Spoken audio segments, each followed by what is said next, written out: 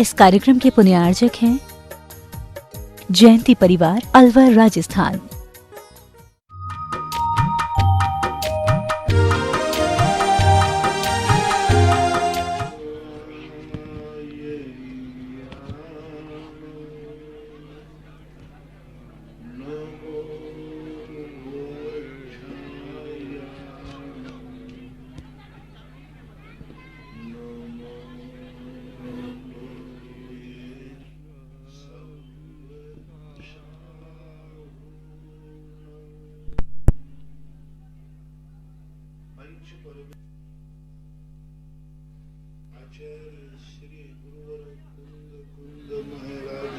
जय।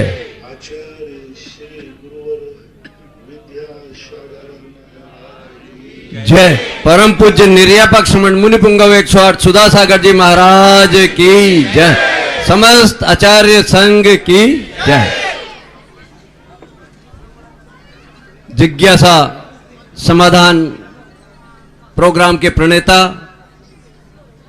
परम पूज्य निर्यापक्ष मुनि पुंगव 108 सुधा सागर जी महाराज के पवित्र पावन चरणों में जिज्ञासा समाधान प्रोग्राम देख रहे यहां विराजे सभी श्रद्धालुओं की ओर से जिनवाणी चैनल, पारस चैनल एवं सुधा कलश चैनल के माध्यम से देश विदेश के लाखों भक्तों की ओर से त्रिकाल बार नमोस्तु भगवान, नमोस्तु भगवान, नमोस्तु भगवान। प्रथम जिज्ञासा के लिए श्री अशोक जी शाकाहार खुरई और अगली जिज्ञासा के लिए तैयार रहे प्रियंका जैन गेरतगंज। माइक दो भैया, माइक दे दो भैया फटाफट। मुनि श्री सुधा सागर जी महाराज के श्री चरणों में कोट सा नमन।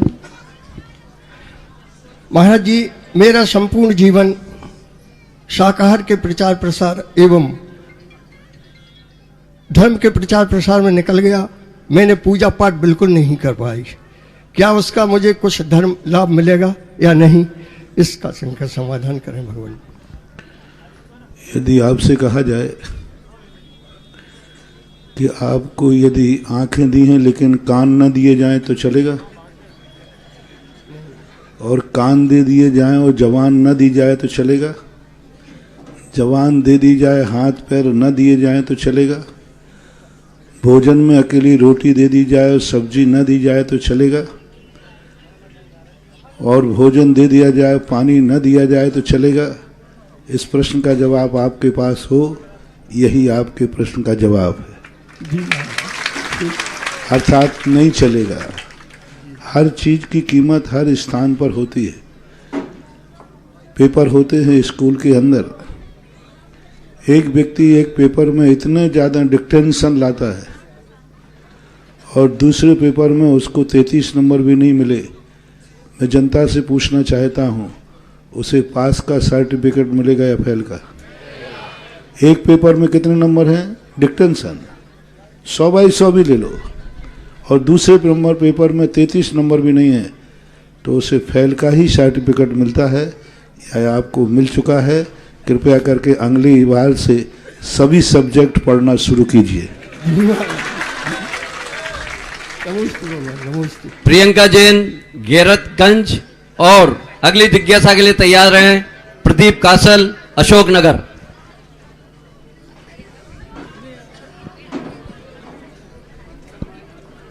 माइक जल्दी पहुंचा दें।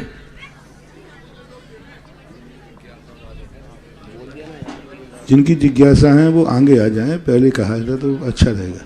चले आगे, नाम बोलो। प्रदीप कासल अशोकनगर। मेरे गुरुवर के चरणों में कोटि नमन, कोटि नमन, कोटि नमन। महाराज से मेरा प्रश्न ये है कि जब आदिनाथ भगवान ने दीक्षा ली थी तो उनके साथ 4000 मुनिराजों ने और दीक्षा ली थी, तो आदिनाथ भगवान जिस समय 6 महीने तक लगातार आहार चर्या के लिए निकलते थे, तो क्या वो 4000 मुनिराज भी साथ में जाते थे? पहली बार तो उन 4000 ने दीक्षा ली ही नहीं थी। उन्होंने तो संकल्प किया ही नहीं था महाव्रतों को, वो जानते भी नहीं थे। वो तो उन्होंने कपड़े उतार दिए तो इन्होंने उतार दिए। ना तो व्रत का संकल्प लिया, ना पंच पापों का त्याग किया, ना पंच महाव्रतों को ग्रहण किया, उनकी दीक्षा नहीं मानी जा सकती। रही बात उनकी दीक्षा आहारचर्या समय, वो तो 6 माह पहले ही भ्रष्ट हो चुके थे। कोई 2 दिन में, कोई 3 दिन में, कोई 4 दिन में, कोई 1 महीने में, कोई 2 महीने में, ऐसे करके सारे साधु तृषा और क्षुधा, इन 2 व्याधि, भूख प्यास से दुखी होकर भगवान के उठने के पहले ही वो ये भेष छोड़ चुके थे और वनवास में रह करके फल फूलों का भक्षण करना शुरू कर दिया था। प्रदीप कांसल अशोकनगर और अगली जिज्ञासा के लिए तैयार रहें मोनिका जैन मालथोन। परम पूज्य निरापक आचार्य सुधा सागर जी महाराज जी के चरणों में जगत के सभी जीवों का नमोस्तु नमोस्तु, सभी का कल्याण हो। हे प्रभु, एक भवभतारी जीव कौन कौन से होते हैं? एक भवभतारी जीव कौन कौन से होते हैं? एक भवतारी जीवों में सर्वार सिद्धि के जो देव होते हैं वो लोकांतिक देव, सौधर्मेंद्र आदि दक्षिणेंद्र और लोकपाल और इंद्राणी सौधर्मेंद्र की शची, ये एक भवतारी होते हैं। एक भव के बाद इनका मोक्ष जाना निश्चित होता है, लेकिन अन्य मोक्ष नहीं जाएंगे ऐसी बात नहीं है। इनका निश्चित है, शेष का अनिश्चित है, ऐसा मान। नमोस्तु स्वामी। मोनिका जैन मालथोन, ये बालिका सुधा सागर, संत सुधा सागर बालिका छात्रावास जयपुर की छात्रा है। और अगली जिज्ञासा के लिए तैयार रहें शशांक जैन मालथोन।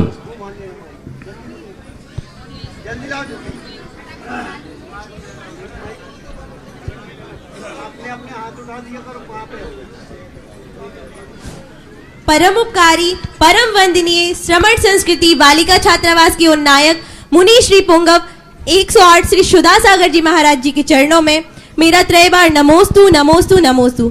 महाराज श्री, मेरा प्रश्न यह है कि यदि आज कोई दुखी है, अच्छा करने के बाद भी वह दुखी है, उसे सुख नहीं मिल रहा है, तो लोग कहते हैं कि ये तुम्हारे पूर्व भाव के कर्म है। फिर वह इस भाव में उन कर्मों के कारण उसके आद्रोत परिणाम होते हैं। वह इस भाव में भी पुण्य का संचय नहीं कर पा रहा है, तो अगले भाव को सुधारने के लिए पुण्य का संचय कब करे?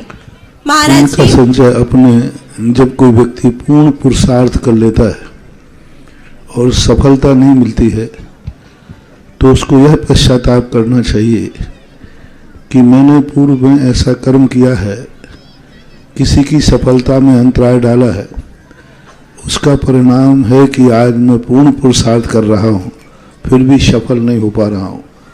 इस प्रकार का यदि उसका सोच बन जाए, चिंतन बन जाए, वो किसी को दोषी न ठहरा करके अपने ही अतीत के किए हुए जो पुरुषार्थहीनता है उसको दोषी ठहराते ही उसका पुण्यबंध चालू हो जाता है।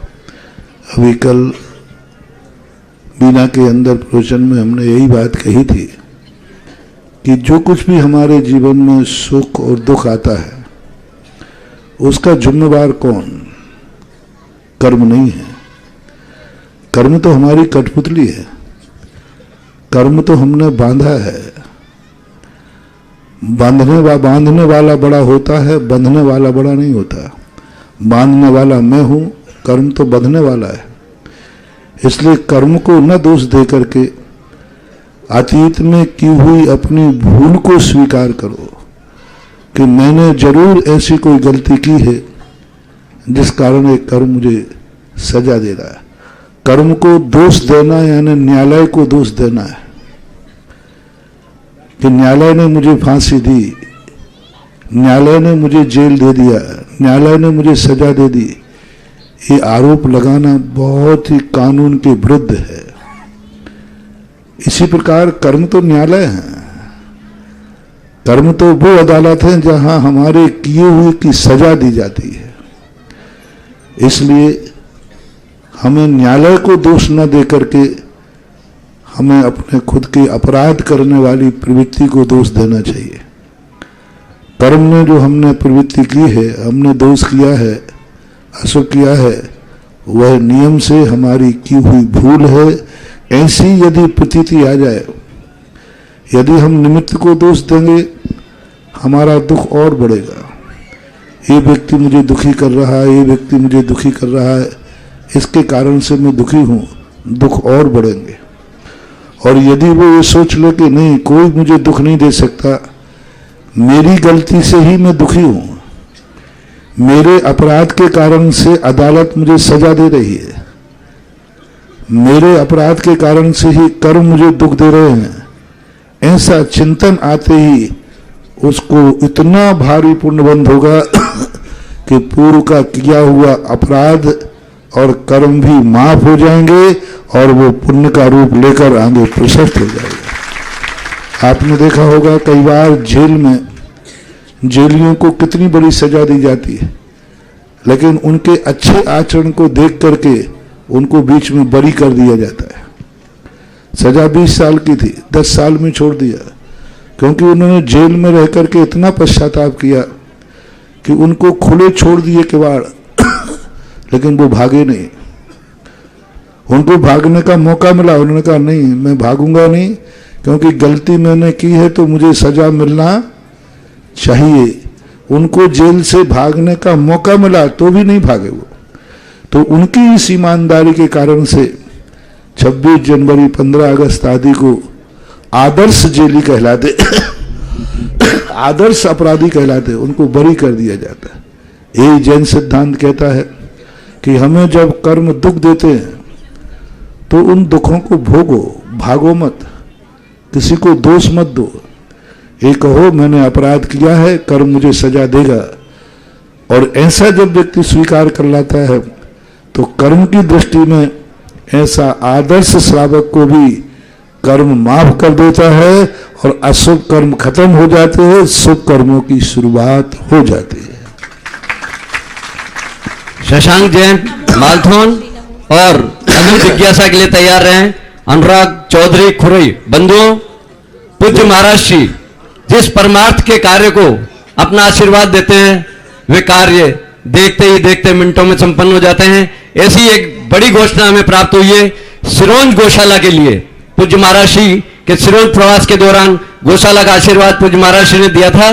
वहां 5 कलश की राशि से गौशाला के लिए शेड बनाने के लिए श्रीमती अनीता जैन हिसार की प्रेरणा से श्रीमान हीरालाल जी बंसल, मनीष, कन्हैया, शारदा, वाणी, मोनिका, पंखुरी, पार्थ, अवनी बंसल, करोल बाग, दिल्ली वालों ने पुण्य अर्जन किया है। आपके पुण्य की बहुत बहुत अनुमोदना। और अगली जिज्ञासा के लिए शशांक जैन मालथोन। नमोस्तु गुरुदेव। मेरा प्रश्न यह है कि मैं आदर्श बेटा कैसे बनूं? आदर्श बेटा कैसे बनूं? आदर्श बेटा बनने के पहले अपने यही देखना पड़ता है कि माँ बाप ने तुम्हें जन्म क्यों दिया।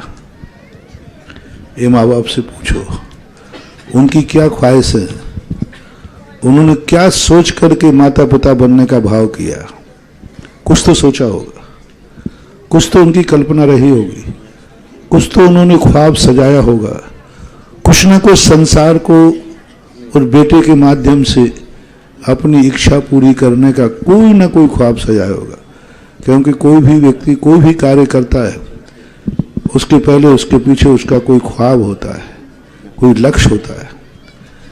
हर दंपति जब माता पिता बनने का भाव करता है तो उसके पीछे उनकी एक बहुत बड़ी कहानी होती है, ख्वाब होता है, इच्छाएं होती हैं। और वो इतनी इच्छाएं अच्छी होती हैं, यदि हर बेटा उन इच्छाओं को पूरी कर दे तो ये संसार ही स्वर्ग हो जाएगा।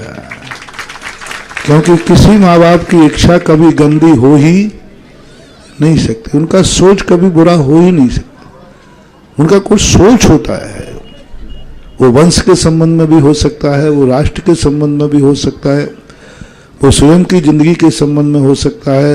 वो सोचता है कि मेरा बेटा वह चीज बने जो जिंदगी में जो इज्जत मैं न कमा पाया वो बेटा कमा के दे, जो सम्मान मैं नहीं पा पाया वो बेटा कम करे, जो कार्य संसार में मैं नहीं कर पाया हूँ ऐसे कार्य बेटा करे, ऐसे हर माता पिता की इच्छाएं होती हैं।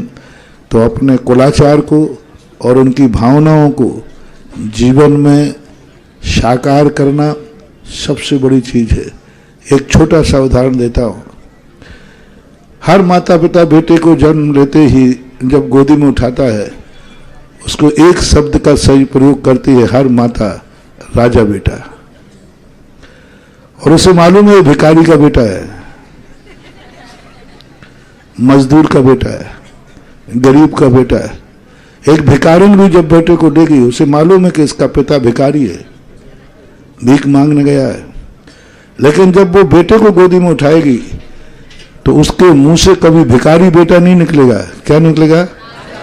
राजा बेटा। बस ये शब्द ही संकेत काफी है कि उस बेटे को जब माँ ने राजा बेटा कहा है तो बेटे को संकल्प करना है कि मैं राजा बनके दिखाऊंगा। यही आदर्श बेटे का लक्षण है। अनुराग जैन खुरई और अगली जिज्ञासा के लिए तैयार रहें। आभा जैन खड्डर खुरई।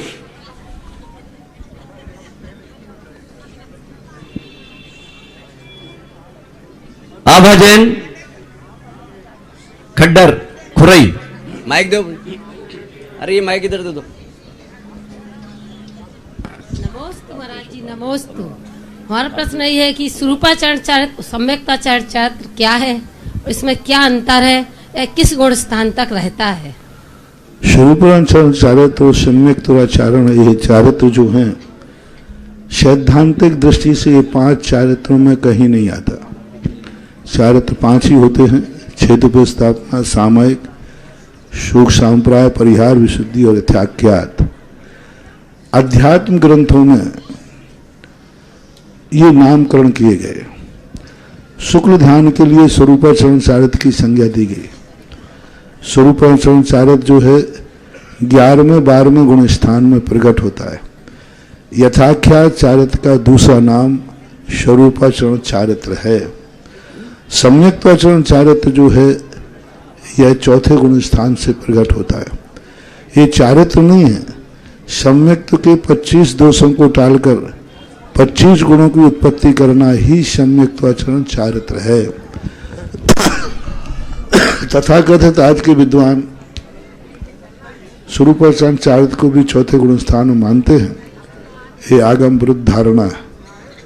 पंडित गोपाल दाल सी बरैया ने जैन सिद्धांत प्रवेशिका में किसी भूलवश ये शब्द वहां डाल दिया ऐसे, लेकिन आगम में शास्त्रों में स्वरूपाचरण चारित्र आज पंचम काल में मुनियों को भी नहीं है, क्योंकि 11वां 12वां गुण स्थान नहीं है। तो गृहस्थ को तो सवाल ही नहीं होता। परिग्रह 24 भेद जब तक त्याग नहीं करेंगे, परिग्रह के 24 भेद, 10 बाहर के और 14 अंतरंग परिग्रह का त्याग जब तक नहीं होगा तब तक स्वरूपाचरण चारित्र नहीं होता। उसका दूसरा नाम यथाख्यात चारित्र भी है। नरेंद्र कुमार हिरन छिपा और अगली जिज्ञासा के लिए तैयार रहेंगे शुभी जैन मालथोन। जल्दी आओ भैया जल्दी। ये दूसरा माइक इधर दे दो। अंचेमी पूजेमी बंदामी नमस्यामी दुखको कमखो ओइलाओ सेगमलम समाहिमणम जिनगुण संपत्ति हो मज्जम नमोस्तु प्रभु नमोस्तु नमोस्तु। भगवान, मैं अपने घर बड़े बाबा खुरई के बड़े बाबा के मंदिर में एक गर्भालय में हम पूजन करते हैं। वहाँ पर पाशनाथ भगवान के हाथ में आंवले के समान एक चिन्ह बना हुआ है और दूसरी अन्य प्रतिमाओं में नहीं देखा। उसका क्या संकेत है प्रभु? कुछ युग था ऐसा जिस समय वो मूर्तियों में बनाया गया, उसे श्रीवत्स का ही एक दूसरा रूप है, यानी एक शुभ संकेत के रूप में शिल्पियों ने बना दिया। हमारे विद्वानों ने, पंडितों ने, भट्टारकों ने उस समय ध्यान दिया नहीं। सेठ लोगों को स्वाध्याय होता था नहीं, मुनि महाराज उस समय थे नहीं। तो एक युग चला ऐसा जिस समय ऐसी परंपराएं बन गई और शिल्पियों ने इनको बना दिया गया। और ये दिगंबरों के अनुसार उचित नहीं है, लेकिन दिगंबर मूर्तियों में बहुतायत भारत में पाया जाता है, लेकिन वो सब उसी समाज 18वीं शताब्दी के पहले और लगभग 12वीं 13वीं शताब्दी के बाद की मूर्तियों में बहुतायत ये पाया जाता है।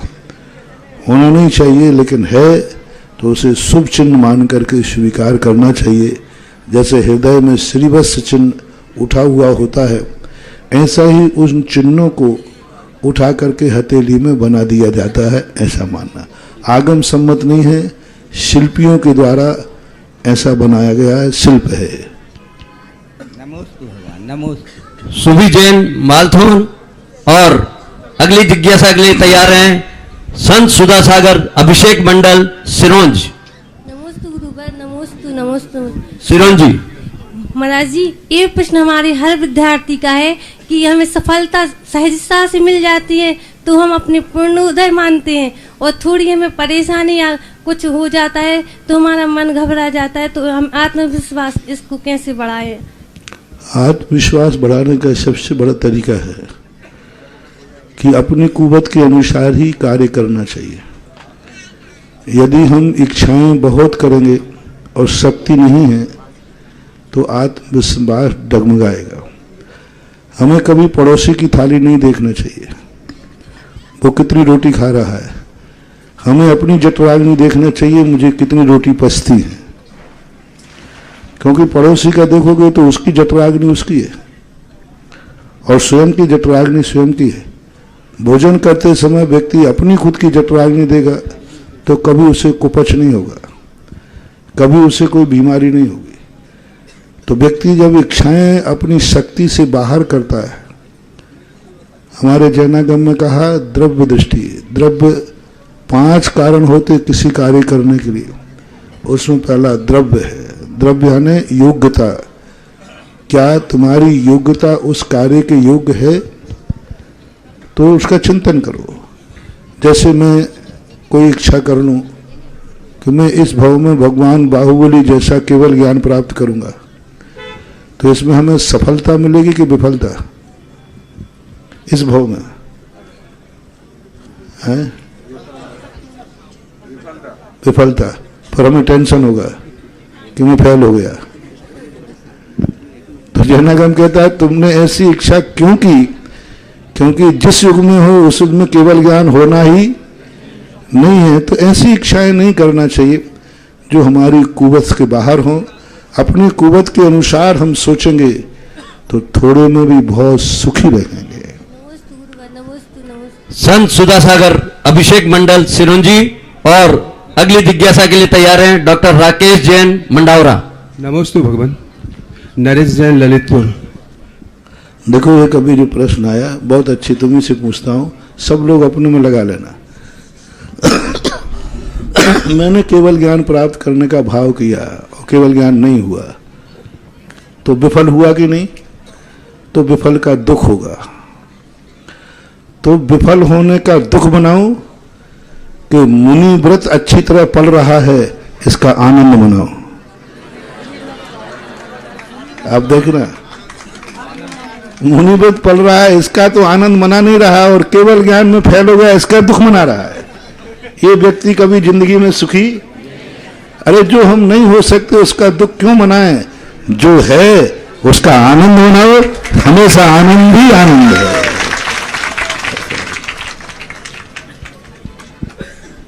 डॉक्टर राकेश जैन मंडावरा। हाँ सर, आचार्य निर्भय सागर महाराज जी 15 तारीख को छेदपाल मंदिर से गौशाला। ओम शांति। चलिए आगे बोले। डॉक्टर राकेश जैन मंडावरा और अगली जिज्ञासा के लिए तैयार हैं श्री चंद कुमार जैन खिमलासा। राष्ट्रीय मंच है। नमोस्तु गुरुवर, नमोस्तु गुरुवर। राष्ट्रीय मंच पर कोई व्यक्तिगत बातें, सामाजिक अपने कसायों को यहाँ न करें, राष्ट्र की मंच की गरिमा रखें। मड़ौरा दिगंबर जन समाज 350 घर के जन समाज है गुरुवर। आपके आशीर्वाद से, आपके मार्गदर्शन में मड़ौरा में, बरनी नगर मड़ौरा में पार्श्वनाथ देवल मंदिर का भी जीर्णोद्धार चल रहा है एवं महावीर विद्या विहार में आप जिज्ञासा कीजिए। महावीर विद्या विहार में आपके निर्देशन में वहाँ सारे निर्माण कार्य प्रारंभ किए हैं। ऐसा कौन सा क्षण आएगा जब गुरुवर मढ़ौरा नगरी में आपके चरण रज पड़ेगी और हम लोग एक महातीर्थ का रूप देते हुए महावीर विद्या विहार में एक अच्छा सा सुंदर मंदिर बना पाएंगे? हे गुरुवर, ये वो समय शीघ्र आवे। ये उन्हीं पारसनाथ भगवान से पूछ लेना, वही बता सकते हैं। नमोस्तु गुरुवर, नमोस्तु गुरुवर। चंद कुमार जैन खिमलासा और अगली जिज्ञासा के लिए तैयार हैं श्रीमती अलका जैन बीना। जगत पूज्य मुनि पुंगव श्री सुधासागर महाराज जी के चरणों में मेरा खिमलासा जैन समाज की ओर से ओम शांति। नमोस्तु नमोस्तु नमोस्तु। हे गुरुवर, हम मंदिर में अभिषेक करते हैं। जो पंचकल्याणक में प्रतिष्ठित मूर्तियां होती हैं उनका करते हैं, और जहां भूवर्ग से प्राप्त मूर्तियों का अभिषेक होता है तो उस अभिषेक में और हमारे अभिषेक में पुण्य में कितना अंतर है। हम क्या कर्म करें कि हमें भी भूवर्ग से प्राप्त मूर्तियों का अभिषेक करने का लाभ हो? ये तो पूर्वजों से पूछो कि वो भूगर्भ में मूर्ति क्यों नहीं रखे गए। वो रखे जाते तो तुम्हें मिल जाती, अब नहीं रखे गए तो जो है वही ठीक है। नीचे के माल की अपेक्षा ऊपर के माल को संभालो, यही अपनी नियत है। नीचे का माल जब मिलता है तो भाग्य से मिलता है, और ऊपर का माल मिलता है तो पुरुषार्थ से मिलता है। ऐसा गुरुदेव, अंतर पुण्य में अंतर है क्या उसमें? पुण्य एक अलग वस्तु है, पुण्य परिणामों से बनता है। हर मूर्ति की ताकत, हर मूर्ति की एनर्जी अलग अलग होती है। मूर्तियां सभी एक समान नहीं होती, क्योंकि मूर्तियां एक ही पाषाण की नहीं बनती। मूर्ति में एक ही दातार नहीं बनाता। मूर्ति में एक समान गुरु सूर्य मंत्र नहीं देते। सूर्य मंत्र का बड़ा प्रभाव पड़ता है। सारे मुनि एक समान नहीं होते, सारे मुनियों की एक व्यवस्था नहीं होती। हर मुनि का हर लब्धि स्थान अलग अलग होता है। एक क्लास में सारे विद्यार्थी पढ़ते हैं, सभी विद्यार्थी एक समान नंबर नहीं लाते। मास्टर तो एक साथ पढ़ाता है लेकिन नंबर सबके, इसी प्रकार सभी मुनि एक समान नहीं होते। किस मुनि ने उसमें सूर्य मंत्र दिया है, वो कितना साधक है, कितनी साधना है, उसके अनुसार भी मूर्ति में चमत्कार और शक्ति आती है।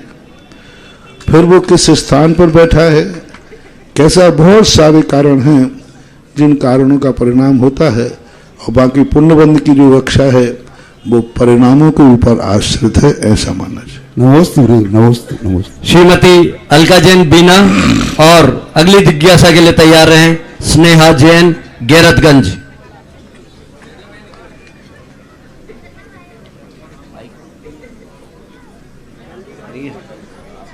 स्नेहा जैन गैरतगंज।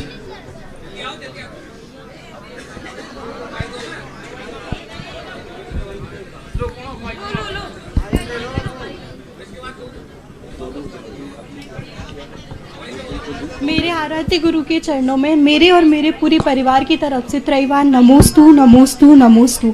हे भगवान, मेरा प्रश्न यह है कि जो भी होता है हमारे कर्मों के कारण होता है, फिर भी हम इच्छा रखते हैं और हम चाहते भी हैं कि भगवान वो पूरी करें, तो हमें अपेक्षा रखनी चाहिए या नहीं? अगर रखनी चाहिए तो उनकी क्या सीमा होनी चाहिए? पहले तो ये निर्णय हमने पहले बता दिया। ये कर्म है क्या चीज? जो हम करते हैं कर्म हमारी इच्छाओं का ही तो फल है। तो कल की इच्छा आज का कर्म बन करके आ गई, तो हम कर्म के अनुसार अपने परिणामों को विपरीत, यदि अच्छा कर्म आया उदय में तो कर्म के अनुसार परिणाम करें, और बुरा कर्म का उदय आया है वो हमें इष्ट नहीं है तो जिन इच्छाओं से वो बुरा कर्म बना है उन इच्छाओं का समन करें। यही तत्व दृष्टि होना चाहिए। कर्म कोई चीज नहीं है, कर्म हमारा किया हुआ कृत्य है, हमारी कृति है। हमें यदि कर्म अच्छा नहीं लग रहा है तो हमें ये सोचना है कि कर्म, जैसे अभी बीना में कहा मैंने, कर्म तो जड़ है, वो कुछ नहीं कर सकता, उसके पीछे किसी का हाथ है। लाठी सिर पर पड़ी है, किसी ने मारी है, तो डॉक्टर यही कहेगा सिर किससे फूटा है? लाठी से। लेकिन लाठी कभी सिर फोड़ नहीं सकती। सिर लाठी से ही फूटा है, लेकिन सिर कभी लाठी फोड़ नहीं सकती। दुखी हम कर्म से ही हैं, लेकिन कर्म कभी दुख दे नहीं सकते। लाठी से सिर फूटा है, लाठी सिर फोड़ नहीं सकती, उसके पीछे किसी का हाथ है। कर्म हमें दुख दे नहीं सकते, लेकिन हम कर्म से ही दुखी हैं, उसके पीछे किसी का हाथ है। वो कौन है? मैं स्वयं हूं। ऐसा सोचना चाहिए। अगली जिज्ञासा के लिए संजय जैन, मुकेश जैन, बंडा, कररैया, अध्यक्ष प्रबंध कार्यकारिणी बंडा। नमस्ते। हे गुरुवर, हम समस्त बंडा दिगंबर जैन। हेलो। हे गुरुवर, हम समस्त बंडा दिगंबर जैन बड़ा मंदिर समाज की कमेटी का बारंबार नमोस्तु नमोस्तु नमोस्तु। हे गुरुवर, हम लोगों की एक बंडा दिगंबर जैन समाज ने हम युवाओं के लिए जो जिम्मेदारी सौंपी है, उसके संबंध आपके आशीर्वाद से उसको हम लोग बराबर निभा सकें। एवं मेरा प्रश्न ये है गुरुवर कि संस्कृति को संवारने के लिए जो हमारी पूर्वजों ने जो हम लोगों को धरोहर दी है, उसको हम लोग कैसे आगे से आगे बढ़ा सकें और उसको कैसे से कैसे आपके संभाल सकें। किसी भी संस्कृति का निर्माण संस्कारों से होता है। संस्कार जो हैं व्यक्ति जीवन में अपनाता है, उन संस्कारों को व्यक्ति अपनी जिंदगी की खेती में बोता है, और उन संस्कारों में जो फल लगते हैं, उस फल का नाम संस्कृति है। संस्कृति कहीं बाहर से नहीं आती है। संस्कृति हमारे संस्कारों से बनती है। यदि हम अपने जीवन को संस्कारित रखें, जो हमारे पूर्वजों ने संस्कार दिए हैं, जो हमारी जनवाणी ने संस्कार दिए हैं, उन संस्कारों को अपने जीवन में अवतरित करें, संस्कृति स्वतः ही अपने आप लहराती रहेगी और सदा जयवंत रहेगी। हम संस्कृति की सुरक्षा करना चाहते संस्कार विहीन होकर। हम कहते हैं संस्कृति की रक्षा होना चाहिए, लेकिन हमारे में तो कोई संस्कार है ही नहीं। हम तो मंदिर जाते ही नहीं। मंदिर की संस्कृति सुरक्षित होना चाहिए। हम मंदिर जाएंगे नहीं, अभिषेक करेंगे नहीं, हम रात्रि भोजन त्याग करेंगे नहीं, हम अभक्ष का त्याग करेंगे नहीं, और चिंता करेंगे जैन संस्कृति कैसे सुरक्षित हो। तो जैन संस्कृति कोई आकाश से नहीं टपकती है। जैन संस्कृति जो है वो अपनी आत्मा की पर्याय है, जो पहले संस्कार के रूप में होती है, और संस्कार जब पदचिन्ह बन जाते हैं, संस्कार जब आदर्श बन जाते हैं, तो पीछे वाले के लिए वो संस्कृति हो जाती है। स्वयं के लिए संस्कार हैं और पीछे वाले के लिए संस्कृति है। महावीर स्वामी वो अपने लिए संस्कार थे, लेकिन आज उनके जो संस्कार थे हमारे लिए संस्कृति बन गए। हमारे लिए संस्कृति है, लेकिन उनके लिए संस्कृति नहीं थी, वो संस्कार थे, वो जीते हैं। तो जिस संस्कृति को हम जिंदा रखना चाहते हैं, उसे अपनी जिंदगी में जिएं, अपने जीवन में उतारें, और उसको उतार कर अपना जीवन जिएंगे तो पीछे आने वाला तुम्हारे संस्कारों को संस्कृति के नाम से बसियत में पालेगा। आस्था जैन, मालथोन, और अगली जिज्ञासा के लिए तैयार हैं आभा जैन, उजनेर। महाराज जी, यश नाम कर्म के उदय से समाज में प्रतिष्ठा तो मिल जाती है, लेकिन प्रतिष्ठित मिलने के बाद या पद पर पहुंचने के बाद भी बहुत सारे लोग अकर्मण्य रहे आते, तो उनके कारण पूरी कमेटी में जितने लोग हैं उन अकर्मण्य लोगों के कारण इनके भी मनोबल गिरते हैं। एक कवि सम्मेलन हो रहा था, तो एक कवि व्यक्ति कविता पढ़ रहा था, तो एक व्यक्ति पीछे से डंडा लेके आया, तो कवि घबरा गया कि भाई ये डंडा लेके क्यों आ रहे हो। बोले तुम तो कविता पढ़ो, मैं तुम्हें नहीं ढूंढ रहा हूं, तुम्हें बुलाया किसने, मैं उसको खोज रहा हूं। बस यही है कि जो अकर्मण्ड व्यक्ति पदाधिकारी बना है, उसको बनाया किसने? राष्ट्र कमेटी ने। कमेटी ने बनाया तो कमेटी की खिलाफ लो पहले, उस बनाने वाले का तो पुण्य का उदय है। एक लालू हुआ है बिहार का मुख्यमंत्री, उसके बड़े डायलॉग बहुत अच्छे थे। उसने कहा कि आप लोग कहते हो मैं बहुत गंदा आदमी हूं, वो ठीक है, तो यदि मैं गंदा आदमी हूं तो हर बार मुख्यमंत्री मैं ही क्यों बनता हूं, 3 बार बना हुआ। तो उसने कहा कि आप लोग कहोगे कि हम 2 नंबर की वोटें डलवा लेते हैं नकली, इसलिए बन जाते हैं। तो उसने तीसरा जवाब किया, ऐसा कौन व्यक्ति है जो चुनाव में खड़ा हो और नकली वोट डालने का मौका मिले और वो ना डाले। वे मूर्ख हैं जो डलवा नहीं पाते, मैं डलवा लेता हूं, इससे मेरी कला है। तो व्यक्ति पदाधिकारी की गलती नहीं होती, पदाधिकारी को जो चुन के भेजता है उस समाज की गलती होती है। ऐसे अकर्मण्य लोगों के लिए समाज को स्थान देना ही नहीं चाहिए। समाज का निर्णय करना चाहिए, प्रजातंत्र का युग है। एक 5 साल के लिए बनेगा, 5 साल के बाद उसको धूल चटा दो। ऐसा करो कि उसकी जमानत ही जब तो जाए, 5 साल तक ही तो वो अपना अत्याचार करेगा। 6वें साल तो बारी किसके पास आना है, सरकार तुम्हारे द्वार।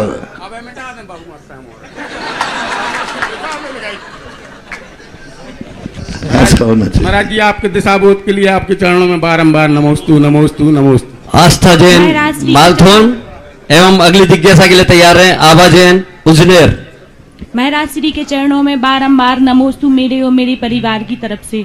महाराज श्री, मेरे धर्म के प्रति बहुत भाव रहते हैं, अति तीव्र भाव रहते हैं और मुझे धर्म करने के बाद बहुत प्रसन्नता भी मिलती है। लेकिन महाराज जी मेरे भाव खराब होते हैं और कभी कभी मन में गलत विचार भी आते हैं। तो महाराज जी वो मुझे इसका पाप लगेगा और महाराज जी ऐसे कौन से पाप कर्म के उदय हैं कि मेरा धर्म करने का निमित्त भी नहीं बन पाता। कभी क्या होता है कि व्यक्ति धर्म से भी बहुत अपेक्षाएं कर लेता है। जितनी क्वालिटी की हमारा धर्म नहीं होता उससे ज्यादा हम इच्छाएं करते हैं, और जब वो इच्छाएं पूरी नहीं होती तो हमारे धर्म के प्रति परिणाम बिगड़ जाते हैं। हम धर्म से ना जाने क्या क्या चाहते हैं, लेकिन हम नहीं सोच पाते कि धर्म को हमने क्या दिया है, कितना समर्पण दिया है, कितना त्याग दिया है। तो हम उतनी ही इच्छाएं धर्म से करें जितना हम धर्म करते हैं। हम धर्म कम करते हैं और इच्छाएं ज्यादा करते हैं तो धर्म की एक सीमा होती है। धर्म कहता है तुम्हें धर्म बढ़ाओ, विशुद्धि बढ़ाओ, परिणाम बढ़ाओ, लेकिन हम परिणाम तो नहीं बढ़ाते, अपेक्षाएं करते हैं भगवान हमारे संकट दूर हो जाए, लेकिन भगवान जो कहते हैं हम उनकी नहीं सुनते। बहुतायत क्या होता है कि हम भगवान को सुनाते हैं, भगवान की नहीं सुनते। महाराज श्री, लेकिन हम कभी ये नहीं बोलते कि हमें ये चाहिए, वो हमें बोलते हैं हमेशा। चाहिए से मतलब नहीं, वो अंदर परिणाम बना रहता है कि हम जो चीज धर्म से चाहते हैं हमें उस क्वालिटी का धर्म करना पड़ेगा। आभा जैन उजनेर। और अगली जिज्ञासा के लिए तैयार हैं ब्रह्मचारी भैया दीपक भैया सांगानेर। गुरुदेव के चरणों में मेरा और मेरे परिवार का बारंबार नमोस्तु नमोस्तु नमोस्तु। महाराज श्री, मेरी जिज्ञासा ये है कि 5 स्थावर होते हैं, तो जल काय में आता है, दूध किस में आता है? जल काय में आता है। जल जो है जल काय के अंतर्गत ही आता है, दूध किसी काय के अंतर्गत नहीं आता। दूध जो है एक संघी पंचतंत्र के द्वारा प्रोडक्टेड वस्तु है, वो निर्मित है, वो काय के अंतर्गत नहीं लेना चाहिए। वो एक प्रकार के कहना चाहिए गौरस है, गाय के द्वारा निर्मित किया हुआ एक रस है, वो किसी काय में नहीं आकर सामान्य है। परम पूज्य गुरुदेव के चरणों में बारंबार नमोस्तु। महाराज जी, एक परिवार ने जिज्ञासा रखी है कि घर के नीचे, दुकान के नीचे तलघर है और तलघर के ऊपर कपड़े की दुकान है, उसमें बरकत नहीं हो रही है, कृपया मार्गदर्शन करें। ये धंधा पानी मैंने बहुत वर्षों पहले छोड़ दिया है, इसलिए मुझे पता नहीं है। मैं जो धंधा पानी कर रहा हूँ उसके संबंध में पूछो तो मैं बता दूंगा। अगली जिज्ञासा के लिए चारू जैन खिमलासा और उसके बाद तैयार हैं पलक जैन खिमलासा। चारू जैन खिमलासा। महाराज जी के चरणों में मेरा और मेरे परिवार की ओर से त्रिवार नमोस्तु नमोस्तु नमोस्तु। महाराज जी, मेरा प्रश्न यह है कि जैन धर्म में बताया गया है कि मिथ्यात्व को नहीं मानना चाहिए, लेकिन जो छोटे बच्चों की जो नजर उतारी जाती है वो क्या मिथ्यात्व में नहीं आता? नहीं, मिथ्यात्व में वह आता है जो धर्म के विपरीत होता है। ये नजर अपने यहाँ तीन बातें होती हैं, यंत्र, मंत्र और तंत्र। तो ये तंत्र विद्या कहलाती है। तंत्र विद्या का अर्थ होता है आल्सो साइकोलॉजी। साइकोलॉजी इतनी खतरनाक है कि अभी कोई व्यक्ति थोड़ा सा बोल दे कि यहां पर कोई आतंकवादी आ रहा है, आ गया है, तो सबके पल्स बढ़ जाएंगे कि नहीं? ठंड है कि नहीं? पसीना आ जाएगा कि नहीं? किसने ला दिया पसीना? तुमने देखा नहीं? मात्र एक शब्द, और शब्द ने इतना ज्यादा करंट फैलाया कि सारा शरीर हिल गया।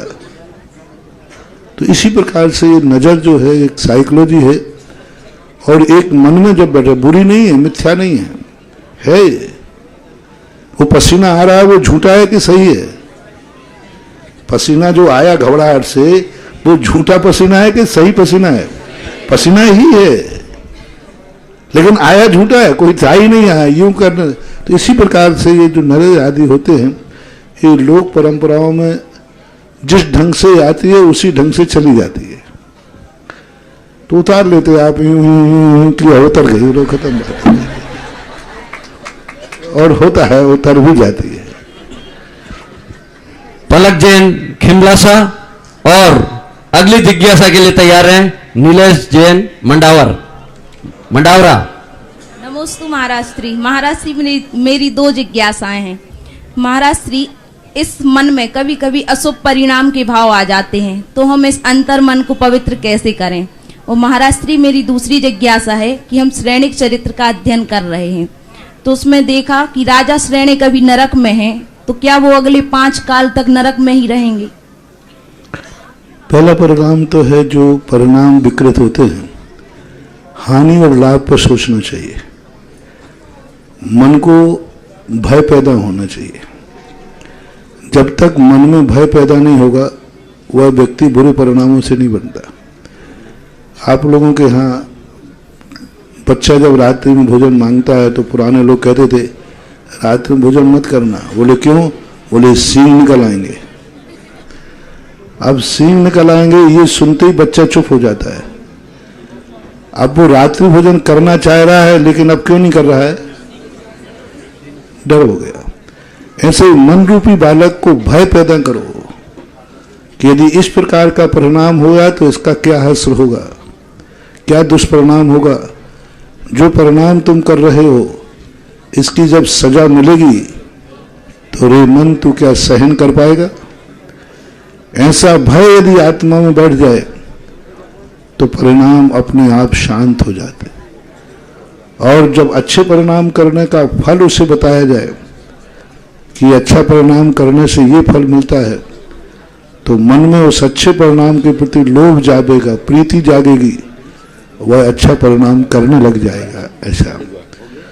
और राजा श्रेणिक जो हैं वो अभी नरक में हैं। ये जो आगे आने वाला ये पंचम काल, आगे आने वाला पंचम काल, और फिर छठा काल, फिर छठा काल, ये चारों कालों तक वो नरक में रहेंगे। यानी 84,000 वर्ष वह नरक में रहते रहेंगे। ऐसी उनकी आयु का बंध हुआ है। नीलेश जैन मंडावरा, और अगली जिज्ञासा के लिए तैयार हैं श्रीमती अंगूरी मुंगावली। नमोस्तु महाराज श्री। अभी 4 दिवस पहले पूज्य मुनिवर श्री प्रणम्य सागर महाराज जी कुंडलपुर पहुंचे थे।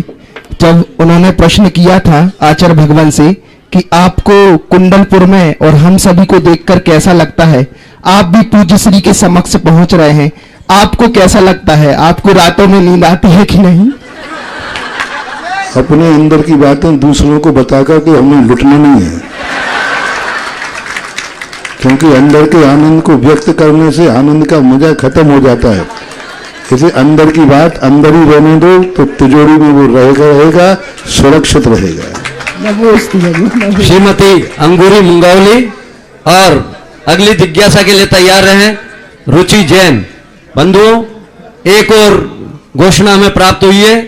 श्रीमान हेमंत जी जैन, अभिनंदन जैन, ब्रह्मचारी सिद्धार्थ भैया, श्रीमती सुनीला जैन कोटा वाले, परसोन सागर की ओर से 51,000 रुपए की राशि ईश्वरवाड़ा जैन मंदिर में निर्माण के लिए आपके द्वारा भेंट की गई है। साथ ही आपके ही द्वारा, इसी परिवार के द्वारा 51,000 रुपए की राशि कल जो यहाँ पर परसोन में जो पूज्य महाराज श्री का आगमन होगा वहां पर भोजन के लिए आपके द्वारा भेंट की गई है। मेरे आराध्य गुरुवर के चरणों में मेरे और मुंगाली से अशोक कुमार गजक वालों के सब परिवार की ओर से सादर नमोस्तु नमोस्तु नमोस्तु। महाराज जी, मैं 12 वर्षीय की चतुर्थ वर्ष की छात्रा हूँ और मैं उत्तर पुराण का अध्ययन कर रही हूँ। उस कोर्स में है मेरा उत्तर पुराण, तो उसमें ना सीता को रावण की पुत्री बताया है, तो वो कहाँ तक उचित है? कुछ मतभेद ऐसे हो गए हैं कि पांडुलिपियों में कुछ ऐसे उल्लेख कर दिए गए जो उल्लेख आगम सम्मत भी नहीं बैठते हैं और युक्ति युक्त भी नहीं बैठते हैं। तो अब लिपिकारों से कहीं ऐसी गलती हुई है, क्योंकि शास्त्र जो आचार्यों ने लिखे थे उनके लिखे हुए आचार्यों के शास्त्र कई बार परिवर्तित हुए, तो उन परिवर्तित करने में कहीं कुछ लोगों ने श्लोकों का निक्षेप कर दिया गया। ये है उत्तर पुराण की कुछ बातें जो हैं वो आगम सम्मत नहीं है, ठीक नहीं है। ऐसों को मान पढ़ करके छोड़ देना चाहिए, धारणा नहीं बनाना चाहिए। रुचि जैन खिमलासा और अगली जिज्ञासा के लिए तैयार रहेंगे श्री राम कुमार बघेल, राव राजा राजपूत लोघर। आपके द्वारा खिमलासा जैन मंदिर को भूमि दान किया गया था, आप भी अगली जिज्ञासा के लिए तैयार रहेंगे।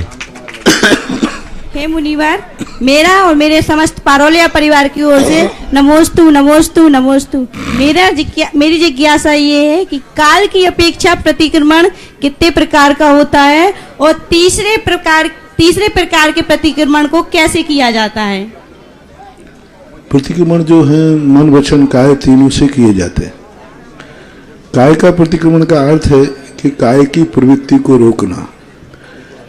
जो मैंने प्रवृत्ति काय की है वह काय की प्रवृत्ति तस्मिच्छामि दुक्कड़म, उसका मुझे खेद है कि मेरी काय की प्रवृत्ति के द्वारा ये हुआ। और प्रतिक्रमण जो तीसरे प्रकार का प्रतिक्रमण होता है वह तीसरा प्रकार आप कौन सा लेना चाहते हैं? क्योंकि देवेशिक प्रतिक्रमण, रात्रिक प्रतिक्रमण, पाक्षिक प्रतिक्रमण, संवत्सरिक प्रतिक्रमण, उत्तमार्थिक प्रतिक्रमण, ईर्यापथ प्रतिक्रमण, तो अब क्रम आपको देखना पड़ेगा कौन से क्रम में लेना चाहते। हमारे यहाँ तो तीसरा प्रतिक्रमण जो आता है ईर्यापथ प्रतिक्रमण आता है। हम लोग पहला दैवेशिक करते हैं, फिर रात्रिक करते हैं और दिन में ईर्यापथ प्रतिक्रमण करते हैं। तो ईर्यापथ के प्रतिक्रमण का अर्थ होता है चलते फिरते समय जो विराधना होती है उसके संबंध में प्रतिक्रमण किया जाता है। आपको तीसरा नंबर का नाम देना पड़ेगा, तभी उसका अर्थ आप तक पहुंच सकेगा। श्री राम कुमार बघेल, राव राजा राजपूत लोगर, गोविंद सिंह राजपूत, वे भी हमें और पूज्य महाराज श्री के समक्ष अपनी जिज्ञासा पेश करें। और अगली जिज्ञासा के लिए तैयार हैं योगिता जैन, राहतगढ़।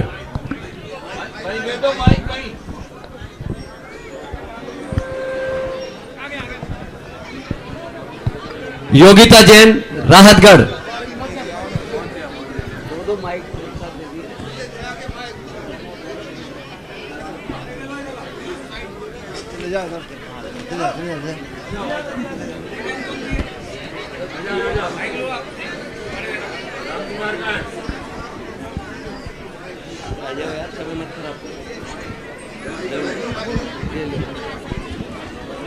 आदरणीय महाराज जी के चरणों में सिर झुकाते हुए ओम शांति। मैं और मेरी पूरी बस्ती वो क्षेत्र बहुत आभार व्यक्त करते हैं आपका। हम लोगों का उद्धार हुआ और आपसे आशा करते हैं कि हमारे क्षेत्र और बस्ती के लिए ऐसी प्रेरणा दें कि सुख शांति और आपके चरणों में भक्ति मिले, यही आपसे कामना करते हैं।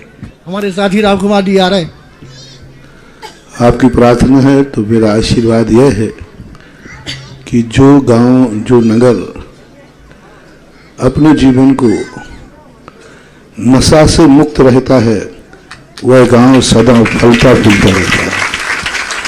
क्योंकि हमें यह वेदना है कि एक नंबर की कमाई, मजदूर की कमाई एक नंबर की होती है, किसान की कमाई एक नंबर की होती है, उसमें 2 नंबर होता ही नहीं।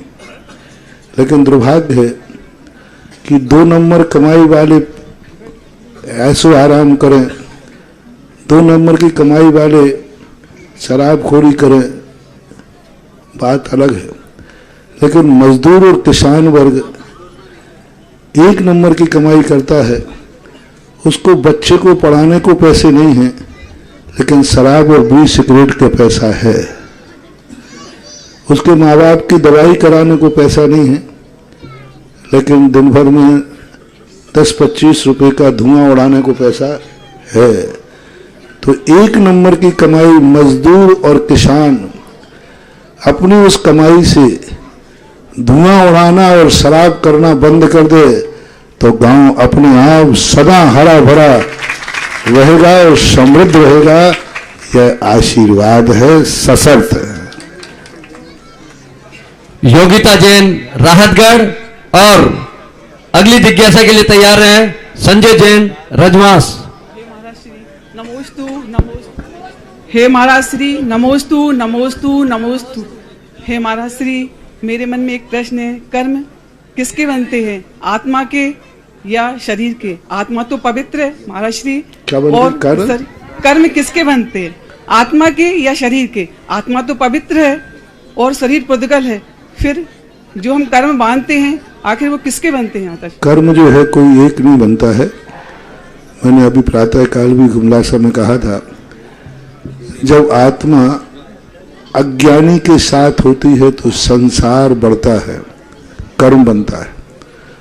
और आत्मा जब ज्ञानी का साथ करती है तो परमार्थ होता है, कर्म घटता है। तो जब आत्मा जड़ पदार्थों का, पुद्गल का, पर पदार्थों का सहयोग लेता है तो आत्मा ही बनती है। आकाश से बूंद पवित्र ही गिरती है, लेकिन धूल का संपर्क पा करके वही पानी कीचड़ हो जाती है। पानी कीचड़ नहीं था, लेकिन धूल का संपर्क पाकर। इसी प्रकार आत्मा जब पर पदार्थों का संपर्क पाती है तो आत्मा ही गंदी होती है, कोई दूसरा गंद नहीं होता। आत्मा पवित्र तब बने जब वो पर का सहयोग छोड़े। पर का सहयोग है तो आत्मा ही बनती है, आत्मा ही अपवित्र है, आत्मा को ही अपवित्र होना पड़ता है, इसलिए ऐसा मानना। संजय जैन रजवास और अगली जिज्ञासा के लिए तैयार रहें अभिनंदन चौधरी मंडावरा। गुरुदेव के चरणों में त्रयवार नमोस्तु नमोस्तु नमोस्तु। गुरुदेव, गुरुदेव मेरी जिज्ञासा है कि ग्रस्त अवस्था में रहकर वैराग्यपूर्ण जीवन कैसे जिया जाए और ग्रस्त अवस्था में धर्म ध्यान करते हुए हम किस गुण स्थान तक पहुंच सकते हैं? ग्रस्त अवस्था में वैराग्यपूर्ण जीवन होता तो ना तो तीर्थंकर घर को त्यागते और ना हम लोग त्याग करके बाबा भी बनते। दो काम नहीं हुए सयाने, विषय भोग और मोक्ष पयाने। दो मुख सिए सिए न कंथा, दो मुख राही चले न पंथा। दोनों तरफ के कार्य करते हुए कि कार्य नहीं हो सकता, क्योंकि असंभव है, दोनों विरोधी है। ग्रस्त अवस्था में रह करके व्यक्ति करना चाहे तो ये संभव नहीं है। हाँ, भावना जरूर कर सकता है, परिणाम जरूर कर सकता है। यदि ग्रस्त में ही वितरागता हो जाए तो ग्रस्त से मोक्ष भी हो जाना चाहिए, लेकिन ग्रस्त से मोक्ष होता नहीं है, क्योंकि ग्रस्त में वितरागता आ ही नहीं सकती। ग्रस्ती का नाम ही है शरागता। अभिनंदन चौधरी मंडावरा किस गुण स्थान तक पहुंच सकते हैं? पंचम गुण स्थान तक। नमोस्तु गुरुदेव नमोस्तु। अभिनंदन चौधरी मंडावरा। और अगली जिज्ञासा के लिए तैयार हैं खुशी जैन पठारी। नमोस्तु गुरुदेव नमोस्तु गुरुदेव नमोस्तु गुरुदेव। गुरुदेव हमारा एक प्रश्न है कि जो गौशाला अपनी जैन समाज द्वारा चलाई जा रही हैं उसमें अपन मृत जानवर को क्या मनुष्य की तरह दाह संस्कार कर सकते हैं गुरुदेव? व्यवस्थाएं हैं, ये व्यवस्थाएं देखना चाहिए, इनमें लोक व्यवहार देखना चाहिए। लोक व्यवहार में क्या परंपराएं हैं, किस प्रकार की परिणति हैं, उसी के अनुसार चलना चाहिए। आगम में कहीं भी शास्त्रों में किसी ने पशुओं के दाह संस्कार का उल्लेख नहीं किया, तो उस प्रकार का नहीं करना चाहिए, क्योंकि परंपराएं भी हैं और तुम कहाँ तक दाह संस्कार करोगे। एक दिन लकड़ियां ही कम पड़ जाएंगी आजकल मनुष्य को जलाने के लिए, और उसके संस्कार के लिए आगम की तो कोई सहमति है नहीं। अब वो करते हैं, वो इच्छा के ऊपर है। शास्त्र की सहमति में लोक व्यवहार की जो परंपराएं चलती हैं उन परंपराओं का ही अनुकरण करना चाहिए।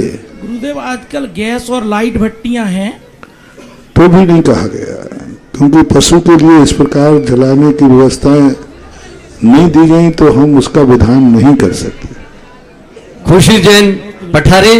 और अगली जिज्ञासा के लिए तैयार है नैन्सी जैन मालथोन। नमोस्तु महाराज जी। महाराज श्री मेरा प्रश्न है कि आत्म कल्याण और परोपकार में श्रेष्ठ क्या है? दोनों पूरक है। जो व्यक्ति परोपकार करता है वही आत्म कल्याण कर सकता है। परोपकार बीज है, आत्म कल्याण फल है। यदि परोपकार करने में हमारे आत्मा का कल्याण रुकता है तो वह परोपकार नहीं है। परोपकार वही है जिससे स्वपर हितकारी हो, स्वयं का और पर का कल्याण होता है, उसी को ही उपकार मानना चाहिए। अपना स्वयं का अहित करके दूसरे का उपकार करना ये उपकार की कोटि में नहीं आता, ऐसा मानना चाहिए। नैन्सी जैन मालथोन। और अगली जिज्ञासा के लिए तैयार हैं श्रीमती सुमन अजित जैन मालथोन। महाराज श्री के चरणों में सा परिवार की तरफ से नमोस्तु नमोस्तु नमोस्तु। महाराज श्री मेरी जिज्ञासा है कि आज के युग में जो लड़कियां अदर कम्युनिटी में शादी कर लेती हैं तो ऐसे कौन से कर्म का उदय रहता है कि वो ऐसा करती हैं, और जो अदर कम्युनिटी की लड़कियां जैन समाज में आ जाती हैं तो वो ऐसे कौन से पुण्य कर्म का उदय रहता है? पहली बात है कि दोनों की बहुत बड़ी भूलें हैं। सामाजिक व्यवस्थाएं जो भारत में बनी हुई हैं, उन सामाजिक व्यवस्थाओं का उल्लंघन करना सबसे बड़ा वह उनका अनैतिक है। सबसे ज्यादा चाहे वो कोई भी हो, अपनी सामाजिक कुलाचार की परंपराओं का त्याग नहीं करना चाहिए। वह व्यक्ति उन कुलाचार की परंपराओं को छोड़ता है तो कहीं का नहीं रहता। अदर की कास्ट की बच्ची जैन में आएगी, वो जिंदगी में कभी सुखी नहीं रह पाएगी, क्योंकि जब भी गलती करेगी वही टॉर्चर करेंगे, आखिर तू है तो उसी जात की। और जब इधर की उधर जाएगी तो उधर के संस्कारों को वो स्वीकार नहीं कर पाएगी, तो घुटना पड़ता है। ये जाति संकर कहलाता है। जाति संकर कभी नहीं होना चाहिए। जो जिस जाति का है, एक आचार और विचार वालों में ही रिश्तेदारी होना चाहिए। एक आचार हो और एक विचार हो, एक कुल हो, एक जाति हो, एक देवता हो, एक गुरु हो, एक भगवान हो, मंत्र हो। अन्य देवता के साक्षी में जन्मना और अन्य देवता की साक्षी में जीना, वो व्यक्ति किसी देवता का नहीं होता। जन्म उसका किसी देवता की आराधना से हुआ है और वो शादी करके किसी दूसरे धर्म के देवता के शरण में जाएगी, वो कहीं की नहीं, ना इधर की रहेगी ना उधर की रहेगी। इसलिए हमेशा अपने कुलाचार को, अपनी जाति का ही समर्थन करना चाहिए। ना ऊंचे की इच्छा करना, ना नीचे में जाने की भाव करना। कर्म ने जो जाति दी है उसी जाति के साथ जीवन गुजारना चाहिए। श्रीमती सुमन अजीत जैन मालथोन। और अगली जिज्ञासा के लिए तैयार हैं सुमत मोदी मंडावरा।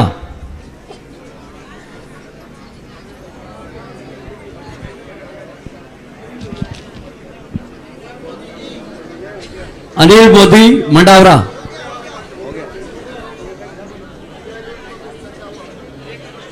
अगली जिज्ञासा के लिए डॉली जैन खिमलासा।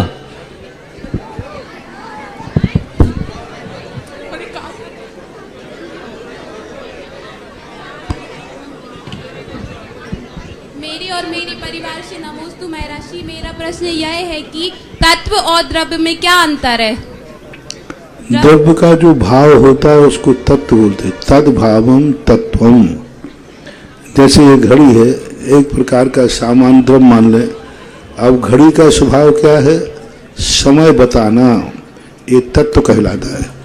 इसलिए जो वस्तु होती है वह वस्तु जब अपना परिणमन करती है द्रव्य, तब वह तत्व के रूप में परिणत होती है। और तत्व रूप में जब वस्तु द्रव्य परिणमन करता है तो वह वस्तु का रूप धारण करके हमारे जीवन में उपयोग में आता है। अगली जिज्ञासा के लिए रमेश जैन भानगढ़ और तैयार रहेंगे सीमा रसिया पाली। भावलिंगी संत सुधासागर महाराज जी के चरणों में नमोस्तु। महाराज जी, मनुष्य व्रतनाथ भगवान के समय से श्री रामचंद्र जी का समय चला आ रहा है। ऐसा कौन सी बात है कि हर समाज में, हर जाति में उनका इतना वैभव और इतना नाम चलता है, इतना तीर्थंकरों का भी नहीं चला महाराज जी। ऐसा कौन सा पुण्य है या क्या? उनका सबसे बड़ा गुण ओम शांति। क्यों बीच में डिस्टर्ब कर रहे हैं? सबसे बड़ा उनका है कि उन्होंने हर संकट को अपने जीवन में जिया है। उनके जीवन में हर प्रकार की मुसीबत आई है। जो तीर्थंकर आदि और महान हुए हैं, इनके जीवन में मुसीबत ही नहीं आई, संकट ही नहीं आए। फूलों के रास्तों पर चलने वालों का कोई नाम नहीं लेता है। कांटों के रास्तों पर चल जाए और पैर में कांटा न चुभे, उसका दुनिया नाम लेता है। आपने देखा होगा 24 तीर्थंकरों में पारसनाथ को ज्यादा मानते, क्योंकि उनके जीवन में संकट आए। वह पिक्चर सबसे ज्यादा हिट होती है जिसमें हीरो की दुर्दशा अच्छी तरह होती है।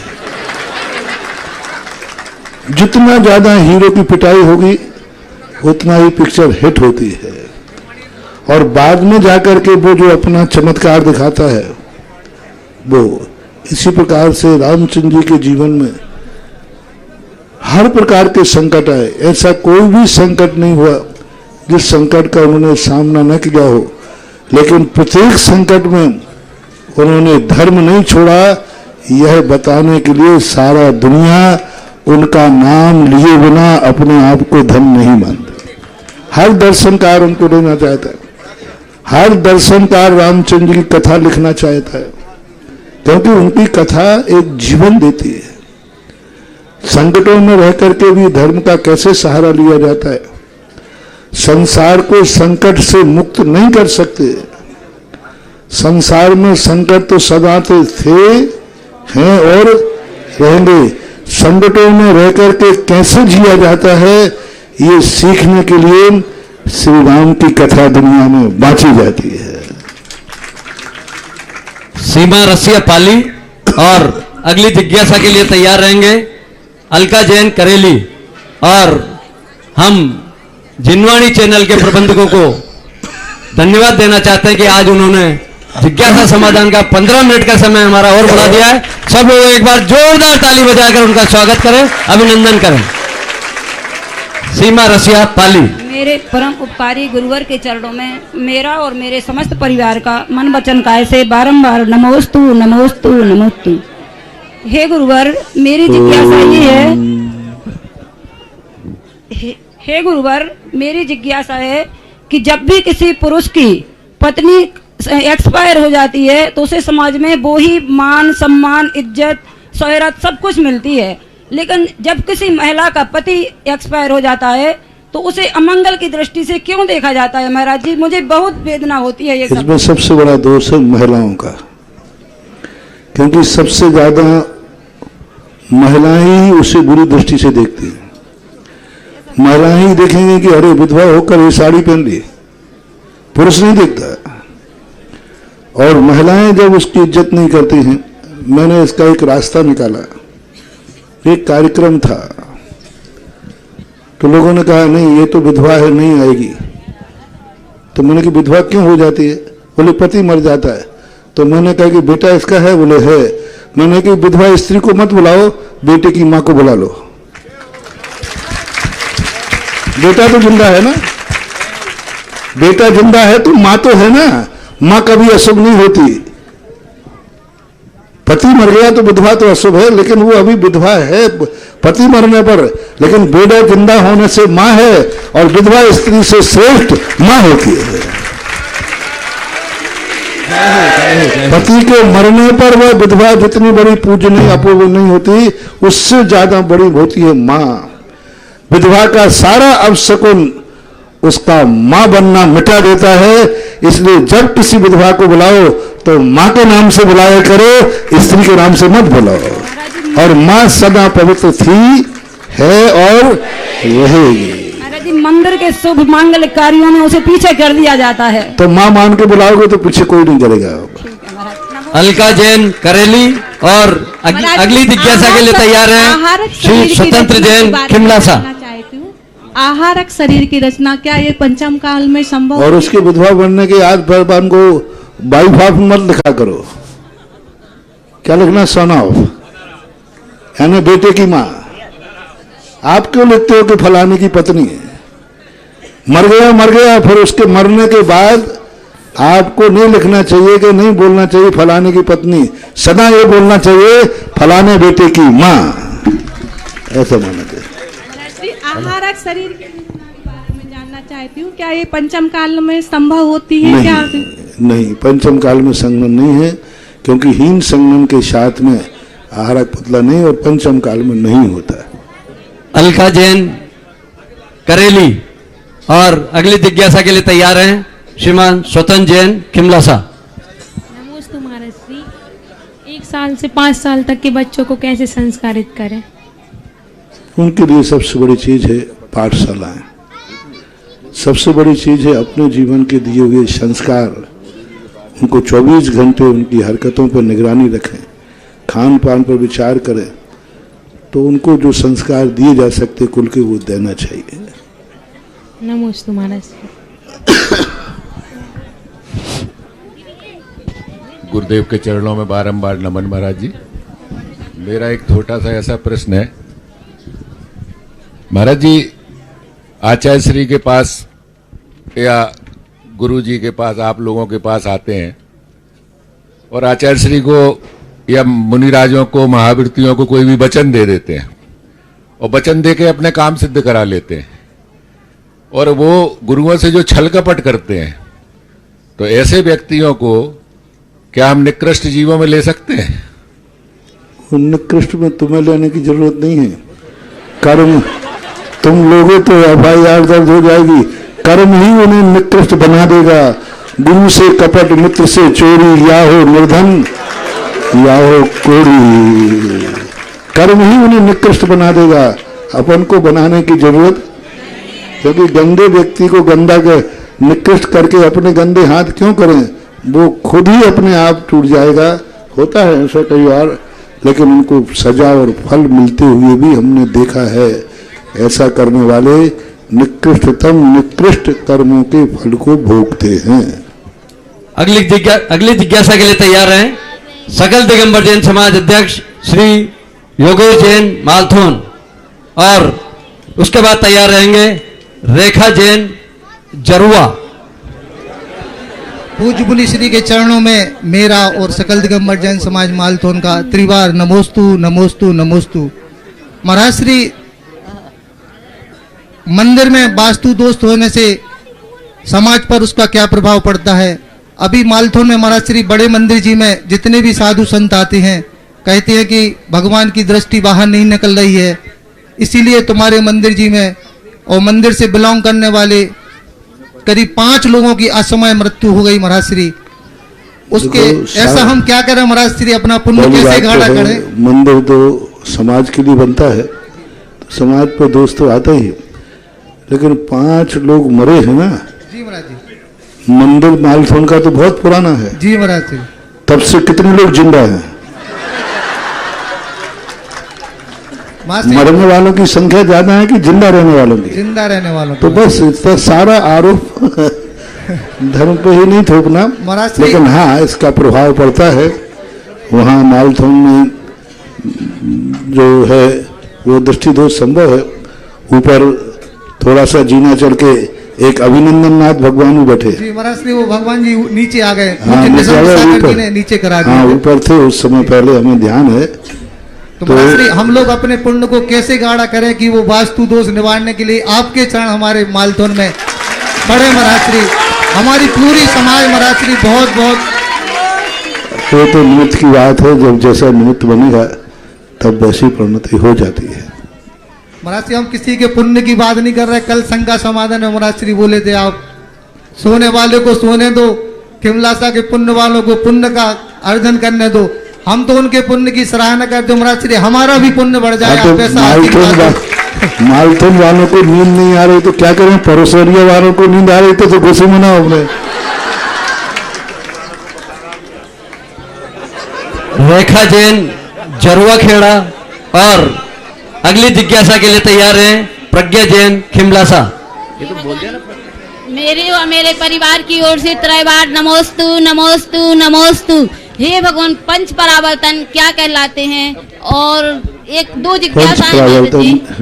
पंच परावर्तन जो है पूज्य ब्रह्मा स्वामी महाराज ने सर्वार्थ सिद्धि की टीकाकार में 5 परावर्तन जो सृष्टि का वैभव है, इसमें व्यक्ति कैसे भ्रमण करता है, जो परिणाम आज कर दिए हैं वो कितने बार कर चुका है, ये शरीर हमने पाया है कितने बार पा चुका है, जिस स्थान पर अपन खड़े हैं इसमें कितने बार जीव आ चुका है। तो इस प्रकार की इस संसार में कितनी बार पुनरावृत्ति हो चुकी है, इस पुनरावृत्ति का विस्तृत वर्णन पूज्यपाद स्वामी ने सर्वार्थ सिद्धि ग्रंथ में किया है। यहाँ बताना बहुत समय लग जाएगा।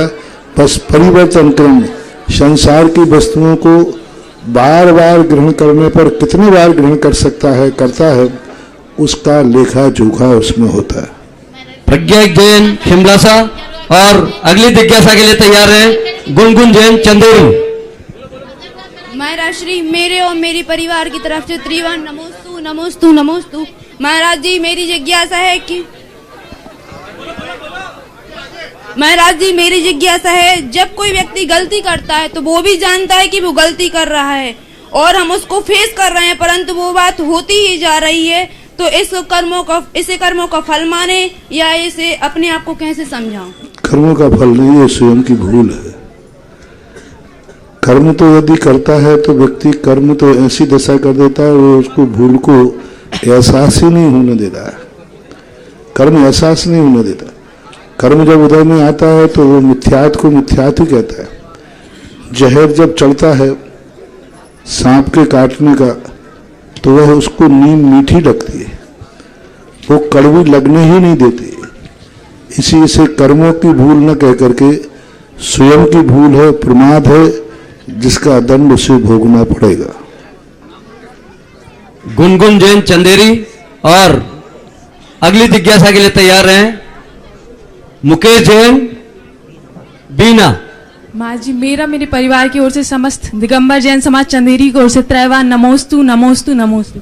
माँ जी मेरा प्रश्न यह है, सही मायने में जैन धर्म क्या है? श्रावक धर्म का पालन करना ही जैन धर्म है और विद्यार्थियों होने के नाते धर्म के प्रति हमारा क्या कर्तव्य है? जैन धर्म का सीधा सा सिद्धांत है जियो और जैन, जो हमेशा दूसरों को सुखी और स्वयं को सुखी रखने का भाव करता है, उसका नाम जैन धर्म। स्वयं भी जिएगा, दूसरे को जीने का भाव आता है, यही अहिंसा परम धर्म है। जैन धर्म किसी व्यक्तिगत नहीं है, न किसी भगवान का है। जैन धर्म वह है जो व्यक्ति अपने जीवन में आचरण करता है, वही जैन धर्म का अधिकारी होता है। तो अहिंसा परम धर्म है, जो दुनिया को सुखी रखे और स्वयं सुखी हो, उसी का नाम जैन धर्म है। मुकेश जैन बीना और अगली जिज्ञासा के लिए तैयार हैं रानू मोदी खिमलासा। महाराज जी के श्री चरणों में बारंबार नमोस्तु। महाराज जी मेरी जिज्ञासा है कि गृहस्थ जीवन को व्रत योग्य बनाने के क्या करें, समाधान दीजिए।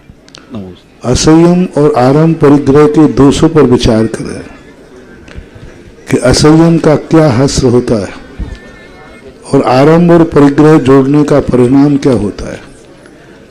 जब आरंभ और परिग्रह के दोषों को पड़ेगा, उससे आत्मा भय से कांपेगी, तब वह व्रतों की तरफ बढ़ेगा। क्योंकि व्रत करने वाले को संसार भीरु कहा है। जो संसार से डरता है वही व्रत ले सकता है, और जो संसार के कार्यों से नहीं डरता है वो व्रत नहीं ले पाता है। रानू मोदी खिमलासा और अगली जिज्ञासा के लिए तैयार हैं अवनी जैन खिमलासा। समस्त खिमलासा परिवार की ओर से और मोदी परिवार की ओर से नमोस्तु नमोस्तु नमोस्तु महाराज जी। महाराज जी, इस संसार में 3 तरह के प्राणी होते हैं। एक पीड़ाएं देने वाला, दूसरा सहने वाला, और तीसरा होता है जो दोनों को देखता रहता है। तो हमने ये सुना है कि पीड़ाएं सहन करने वाला भी पापी होता है और देने वाला भी पापी होता है। और पीड़ा सहन करने वाले को पापी आगम में नहीं कहा गया, उसे सहिष्णु कहा गया है। पीड़ा देने वाला यदि पापी हो जाए तो सबसे ज्यादा तुम्हारे पारसनाथ, सबसे ज्यादा पीड़ा सहन की रामचंद्र जी ने, वो है। सबसे ज्यादा पीड़ा सहन की सुकौशल महाराज सुकुमार मुनिराज ने। तो पीड़ा को सहन करना ये पापी का लक्षण नहीं है। हाँ, पीड़ा देने वाला तो नियम से पापी ही होता है, लेकिन एक होता है साक्षीभूत, जो न पीड़ा देता है और न पीड़ा सहन करता है, लेकिन वो साक्षी होती है। लेकिन वो साक्षी किस कारण से है? यदि देने वाला का पीड़ा देने वाले से हर्ष मना रहा है और देख रहा है कि व्यक्ति को अच्छा पीट रहा है, पिटने दो, इस भाव से यदि कर रहा है तो वो पीड़ा देने वालों में शामिल है। मान लो कोई व्यक्ति किसी को पीट रहा है और एक व्यक्ति कहता है मैं देख रहा हूँ अच्छा है पिटने दो, तो वो पीटने वालों में ही शामिल होगा। पीटने वाले को जो दोष लग रहा है वह ऐसा कहने वाले को भी दोष लग रहा है। एक वह वीतरागी होते हैं जो न पीड़ा देते हैं न पीड़ा की अनुमोदना करते हैं, जिसे सर्वक भगवान आदि कहते हैं, ऐसा माना। अवनी जैन खिमलासा और अंतिम जिज्ञासा के लिए तैयार रहेंगे भावेश जैन खिमलासा। महाराज जी, हमारी परिवार की ओर से नमोस्तु नमोस्तु नमोस्तु। महाराज जी, 3 पीढ़ियां उससे ज्यादा, ना वो हमें जानते ना हम उनको जानते, ना वो हमें पहचानते ना हम उनको पहचानते, और महाराज जी वो कई मीलों दूर रहते हैं। तो हमें ऐसे में सोच तक मानना चाहिए कि नहीं? जब जानते हो नहीं पहचानते नहीं तो फिर सूर सूतक कैसे आ गया? तुम जानते भी नहीं हो, मालूम ही नहीं है, यानी तुम्हें मालूम है कि हमारा कुटुंबी है और तुम्हें मालूम है कि 3 पीढ़ी हो चुकी, इसका अर्थ तुम जानते हो। ये कैसे मालूम चला आपको कि 3 पीढ़ी हो गई इसके? ये 3 पीढ़ी से महाराज जी पापा या मम्मी कोई भी बस, तो आपको मालूम हो, या तो मालूम करो मत, और मालूम हो जाए तो फिर तो सूतक मानना पड़ेगा। और हमें मालूम ही नहीं कि हमारी पीढ़ी में है कि नहीं, हमारे कुटुंब में है कि नहीं, फिर कोई दोष नहीं आता। लेकिन यदि हमें माना कि हमारी 3री पीढ़ी का कुटुंबी है तो फिर आगम की आज्ञा को मानना चाहिए। अंतिम जिज्ञासा के लिए भावेश जैन। महर्षि के चरणों में त्रिवार कोटिशे नमोस्तु नमोस्तु नमोस्तु। महर्षि, हमारे विद्यार्थी जीवन में शिक्षा का क्या उद्देश्य होना चाहिए? आचार्य जी ने कहा है शिक्षा का उद्देश्य जीवन निर्वाह नहीं जीवन निर्माण है, परंतु इस समय में अगर हम ऐसा करना भी चाहें तो हमारे जीवन में अनेक बाधाएं आएंगी, तो हमें इसके लिए क्या करना होगा? जीवन निर्माण की परिभाषा आप लोग थोड़ा सा भयभीत का। जीवन निर्माण का अर्थ मोक्ष नहीं, जीवन निर्वाह का ही दूसरा नाम मोक्ष है। निर्माण का अर्थ होता है इसलिए शिक्षा प्राप्त करें कि हम सुखी रहें, हमारा परिवार सुखी रहे। शिक्षा इसलिए प्राप्त करें कि जो परिवार में मेरी आज इज्जत नहीं है उससे अधिक इज्जत मेरी बढ़ेगी। यह तो निर्माण है। निर्माण का अर्थ मोक्ष क्यों लेते हो? निर्माण का अर्थ है कि जहां हम हैं उससे हमें आगे बढ़ना है। हमारे परिवार की जो इज्जत नहीं है मैं पढ़ करके वो इज्जत कमाऊंगा। आज जो मेरी इज्जत नहीं है मैं बढ़ करके वो इज्जत करवाऊंगा। हम हमेशा कुछ काम करेंगे, काम मैं करूंगा, सम्मान पिता का होगा, मेरे नाम से कुल की परंपरा जानी जाएगी। ये भी तो निर्माण है। निर्माण का अर्थ लोग मोक्ष ले लेते, निर्माण का अर्थ मोक्ष नहीं है। अपनी जिंदगी को अच्छाइयों की तरफ जितना मोड़ सके उतना मोड़ने का नाम निर्माण कहलाता है। महाराज श्री मेरी जिज्ञासा है, महाराज जी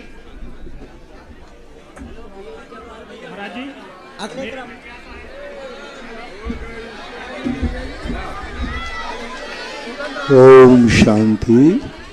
जिनवाणी के ज्ञान ते सूझे लोकालोक, शोभाणी मस्तक धरू सदा दे तू दो कैश।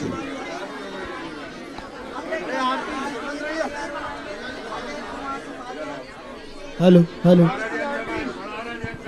मरावड़ा जैन समाज और श्रीमान अजित कुमार जी मालथौन, उनके परिवार वाले सभी परिवारजन आ जाएंगे यहाँ आरती के लिए तैयार।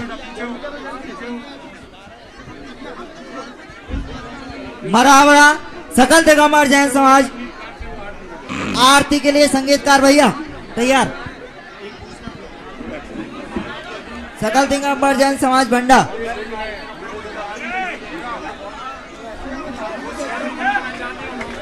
हेलो।